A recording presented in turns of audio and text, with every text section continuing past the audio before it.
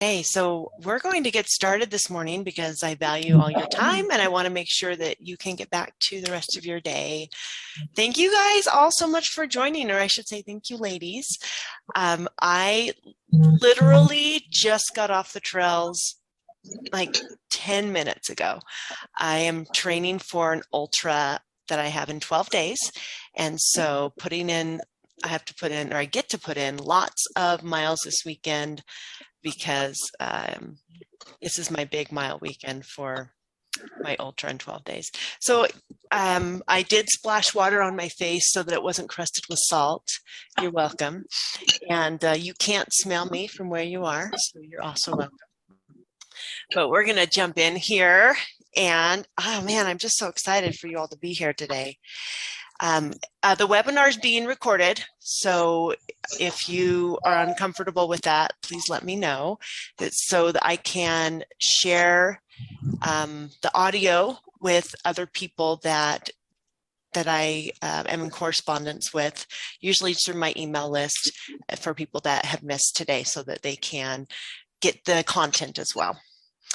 Now, I'm going to tell you just really quick about myself. I think at least one of you on this call already know about this.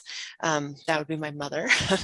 But for 16 years, I lived in a very abusive marriage. I had no idea it was abusive. Zero clue.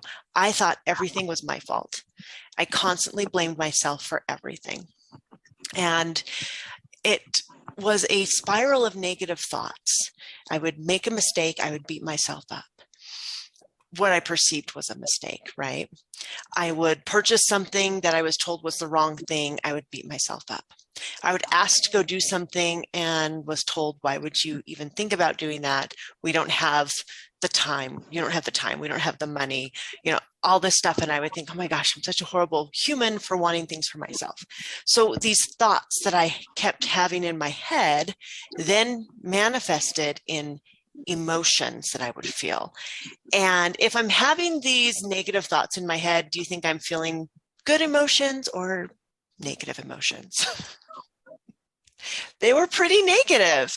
And over time, my mom can attest, I have always been a happy person. But over time, I started spiraling downward, until one day I woke up and I thought, I'm miserable. Life is miserable.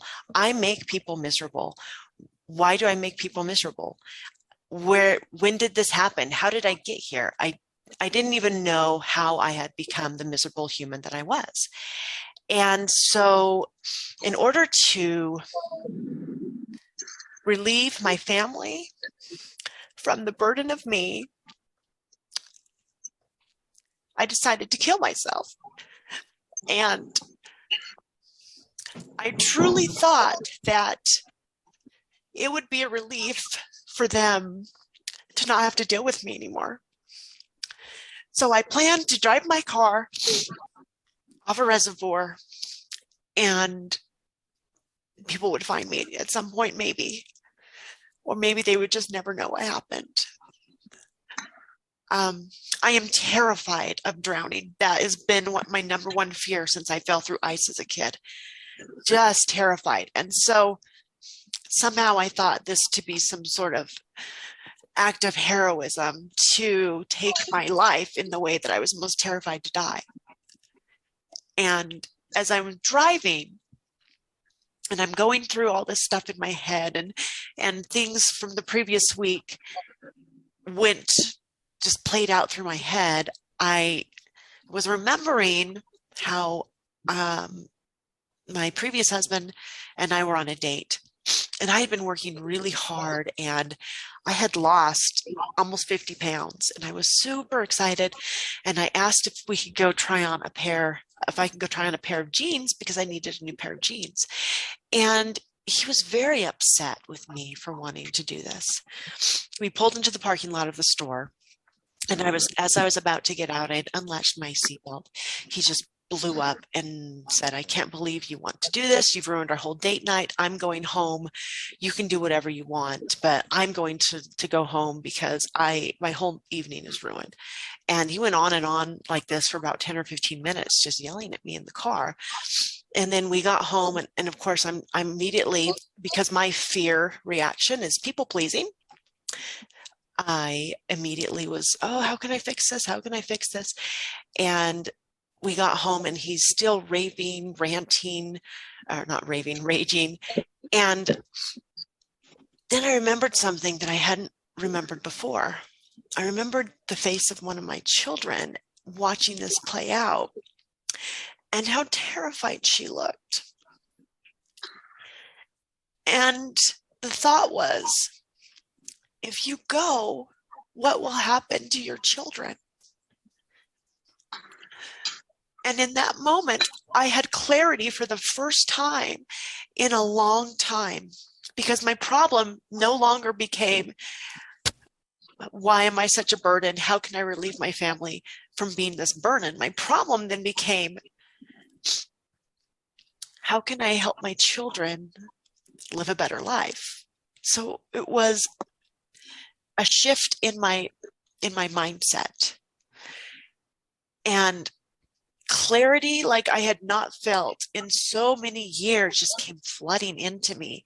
And I turned the car around and I got home, and that was the very first day on many long years of recovery back to happiness. And the reason I tell you the story is because I followed a pattern that I had no idea I was following. I've been studying fear for almost 2 decades. And it wasn't even until pretty recently that I realized there's a formula and there's a framework that we can follow to shift our lives. Our problems, they stay the same, but over time they change and they shift when we take that same problem and we apply a few basic principles to it. So thank you I wasn't planning on crying today, so I apologize if that made any of you uncomfortable.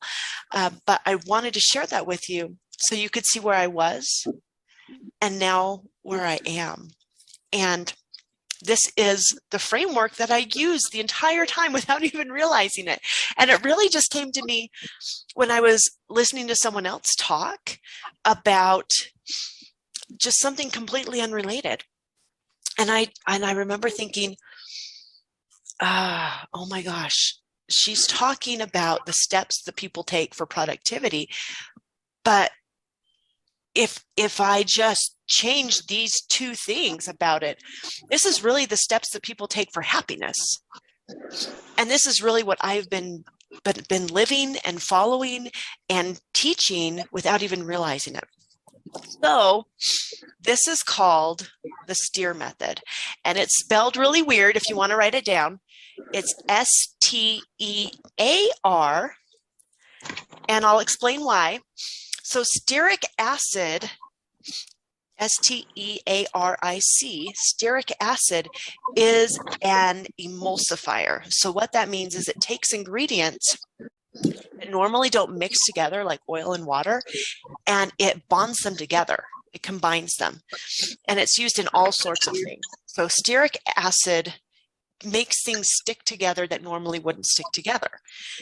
So this STEAR method, when you feel like your world is falling apart and things just aren't coming together for you, using this method brings stuff together. It brings cohesion and clarity back into your life. So S is the situation. What is your situation? My situation was, I was miserable. I was freaking miserable. I felt like I was the problem. Okay, T is thought. So the thoughts that I was thinking were things like, why do I do so many things wrong? Why do I make so many people miserable? How come I can't be like my neighbor over there who's always smiling? Or why can't I be thin like that girl? Or why can't I just be happy? Why can't I love myself? These were the thoughts in my head. Okay. My emotions were sadness, really pity, self-pity, shame, a lot of deep shame, anger. And anger is really interesting because anger in and of itself means you're triggered. So if you're ever angry about something, you need to ask yourself, why did I get angry about that? I'll give you a quick example. Jesse and Vika, you were both at our event yesterday, yes? Well, before you got there, Jesse was there for this. We were setting up this tent, and it just was not coming together. And 4 of us were on it, and then we finally got it all up, and then one beautiful lady on her end, she hadn't moved the little canopy up enough, so she couldn't lock it into place. So I said, okay, let's just lower it a little bit to give it some slack. Then we can move the canopy and lock it into place. And my husband comes up and he's like, we don't have to do that. Just watch this. And he grabs a hold of me, like forces it up. And he's like, see, it's all fixed now.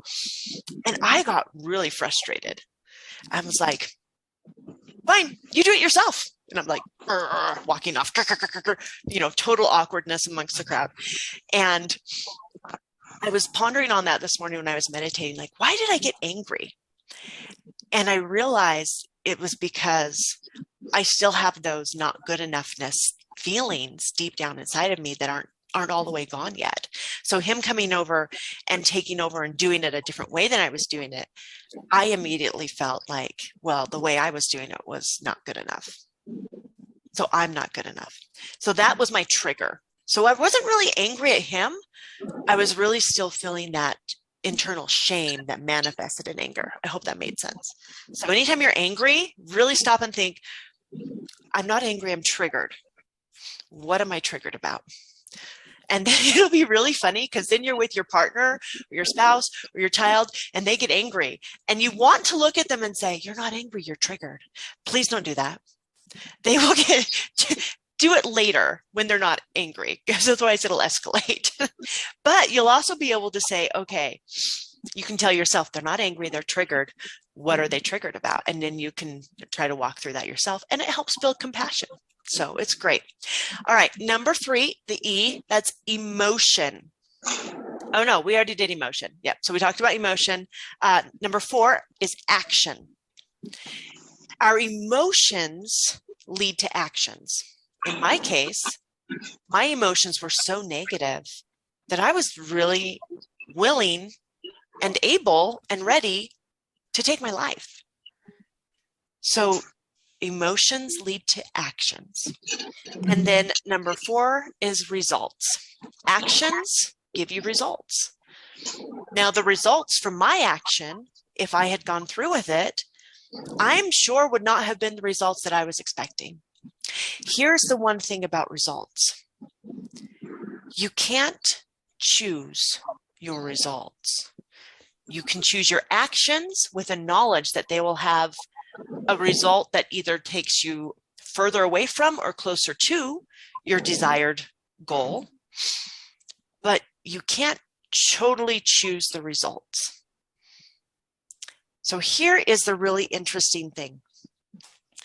We live in the residuals of our past thoughts, emotions, and actions. So our results are kind of a lag time, right? It's kind of like watching a movie that's out of sync with the voice. You're seeing something, like you're seeing their lips move, and then you hear it. So watching that part of the movie, those are your thoughts, emotions, and actions. And then actually hearing the voice, that's the results. There's a lag time. So if you're not getting immediate results by changing your thoughts and emotions and actions, you've got to be a little patient, because we live in those past residuals of our thoughts, emotions, and actions. Does that make sense? Okay. All right. So does anybody want to be brave and come on and let me know what your problem is, and we'll walk through it together? I'll do it. Okay, Vika, awesome. I'm struggling with remembering who I am before we had kids. I haven't realized how much it has affected our marriage and my own like self-esteem and stuff like that. I'm so grateful to have kids and stuff. I'm grateful for what we have today. But like I've been realizing that it has kind of pushed us, my husband and I, apart just because um, we forget about our own relationship. We concentrate so much on our kids that going on a date and turning around and looking back at your car thinking like, where's my kids?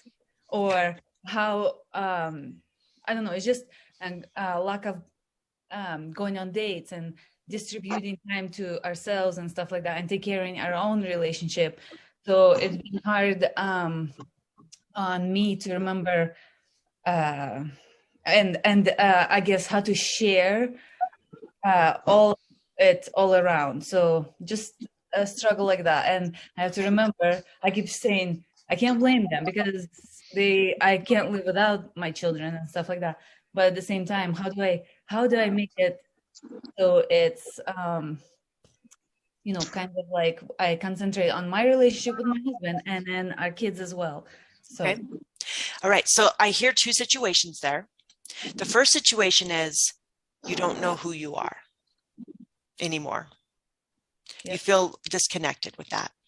And then the second situation is you don't feel like your relationship with your husband is as strong as it used to be. You want a better relationship with your husband. So which one do you want to focus on? Well, let's do the relationship with the husband. Okay. Maybe next time we can concentrate on me. Okay. So write down the situation. The situation is I want a better relationship with my husband.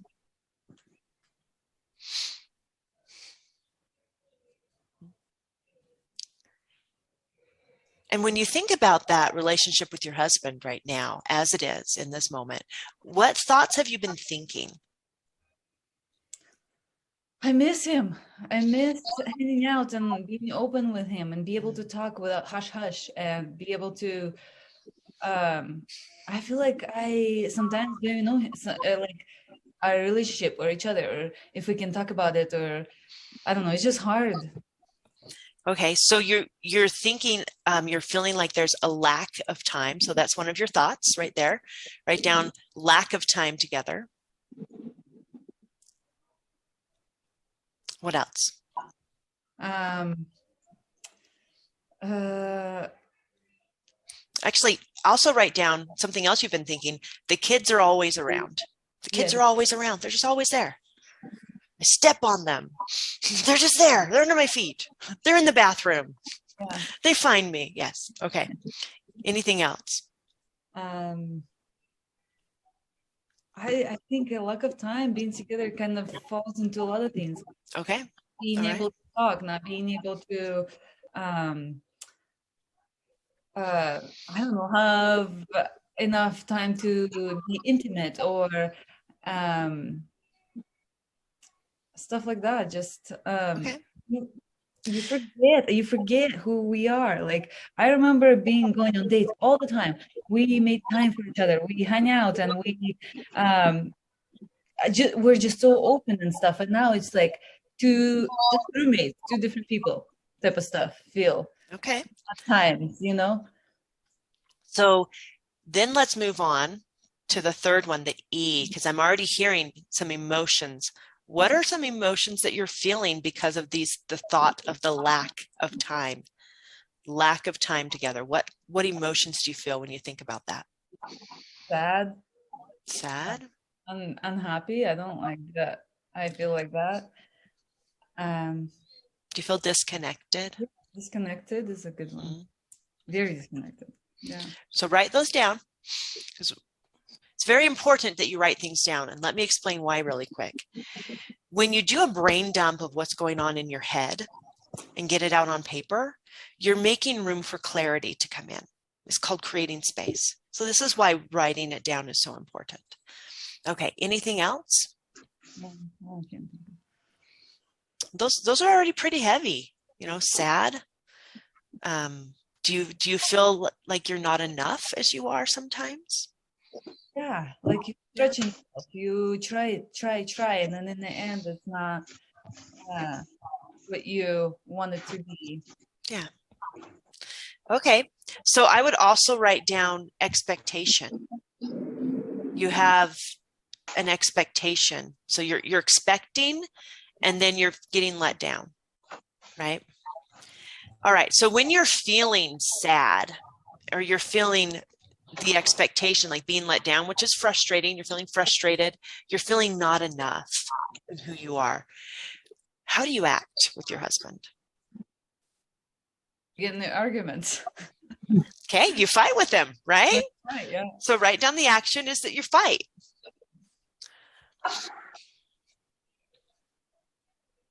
And then what's the result? We just don't. So my husband is very emotional. He likes to talk things out. He likes to, if we have a problem, he wants to talk about it, get it over with, and no more being mad at each other, because he's like, it's just a waste of time, because it's just a moment that we're going through. For me, I'm a person that likes to grieve, or how would you say? I like to ponder about it. I like to think about it. I am mad for a minute. I need a minute. I can't just like talk about it, get over with, and be done with it. Yeah. I hold my grudges, I guess. Is that what you would say? I don't know. Yeah. I wouldn't say that you're holding a grudge as much as I would say that you process differently than your husband. Yes. You both process things very differently, and there is nothing wrong with that. I've known you for a while. You're not someone that strikes me as holding a grudge. So you just process differently. Give yourself some grace with that. All right. So then what's the result then that you're writing down? I'm the result, I'm just holding it back, I guess. I don't know. You're keeping things in? Keeping things in, yeah. And if you keep stuff in, so let's say you had a cork and you had it in a big bowl of water, and you held that cork down, you just hold it down, and when you let it go, what happens to the cork? It comes up. Right? It shoots up. And when you have emotions that you just push down and down and down and down, and you don't process them and you don't deal with them, what happens one day? You get triggered? Yes. Right? Yes. They just come shooting out, right? Yeah. So the result is you're holding stuff in, but what is the result between you and your husband after the fight? If we don't talk about it, yeah, it's like we just explode and we just get in a bigger fight. And do you think you're yeah far okay away. You're getting farther away from each other? So let's write that down. You're getting farther away from each other, because that is the actual result that's happening. Remember, we live in the residuals of our past choices. So over time, as we've made these we've gotten into the habit of, there's lack of time, I'm feeling sad, things didn't work out, so now we're fighting. Then you're getting farther and farther apart, right? So now we're going to start again. The situation is still that you want to be closer to your husband. Okay, that's still the situation.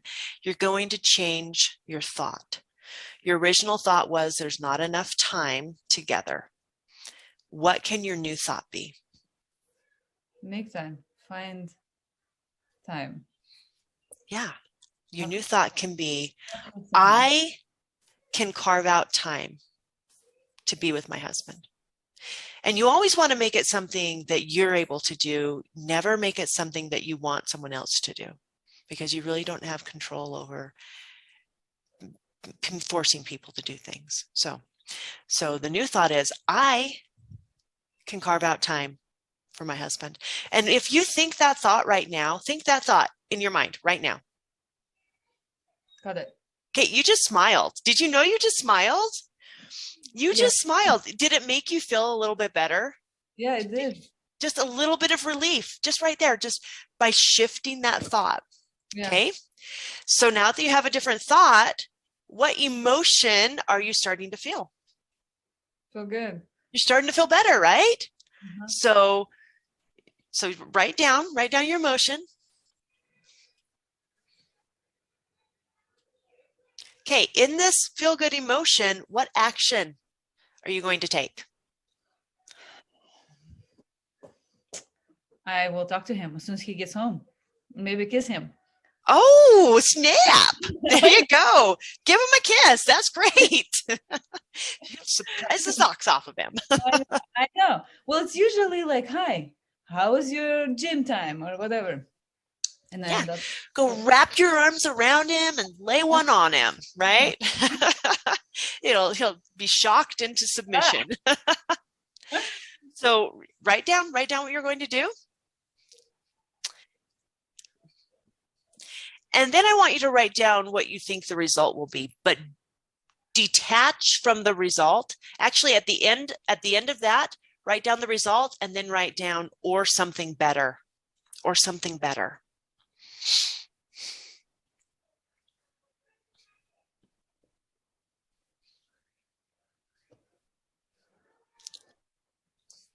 Okay? Yeah. All right. We only have a few minutes left before Zoom automatically kicks us out. So what I want you to do is I want you to follow through with your new one. Situation's still the same, but you're changing your thought, you're changing your emotion, you're changing your action, and you're going to get a different result. And that result will be what you wrote down or something better. Always be open to receiving better. Always, always, always. And then I want you to let me know how things go.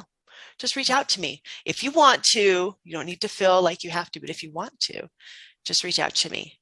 And now you have a tool that you can always use this, always. Jesse, do you use this? You're muted. I muted you because there was some background noise. Every day. Every day. It's great. And Mom, now you can use this too. I muted you as well, Mom. Because when Vika was talking, I needed to be able to hear her better. So I want to know how things are working out for you. Jessie and I talk a lot, so I get to hear all the time how things are working out for her, and it's amazing. So just reach out and let me know. And I would like to start doing the webinar like this, just a 30-minute webinar once a week. So if you feel like that would be useful, let me know. I'd like to go over different things like how to release guilt, how to shift from shame to happiness, just a lot of different topics that we can discuss.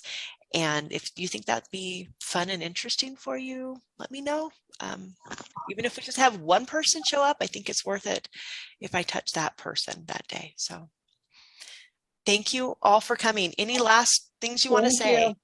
Yeah, you're welcome. Thank you for inviting. That was fun. Thank you. Yeah, I'm so glad you came. You know what? Thank you for showing up for yourself. Thank you for showing up for yourself because you are worth it. And you did something that is going to start you on that 1% change, right? If you just change 1%, then you're starting that new direction. Just a small change. Yeah. So thank you for showing up for yourself today. Awesome. Well, thank you for taking your time and doing this as well. Absolutely. I think once a week would be fun. 30 minutes once a week and just all the feel goods. And oh yeah, watch for my weekly emails. If you're not getting them, check your spam folder or check your, sometimes if you're on Gmail, it'll go like the social media or like the other label or whatever. But I do send out an email once a week with encouragement and tips. And I do include links to my blog articles so you can read more. So, and that is it. Oh, if you want to go to my blog, it's just faithjoybooks.com, faithjoybooks.com if you want to look at any of that without waiting for the email. And yeah, you guys all have such a wonderful day. Okay. Bye. Bye. Sending love.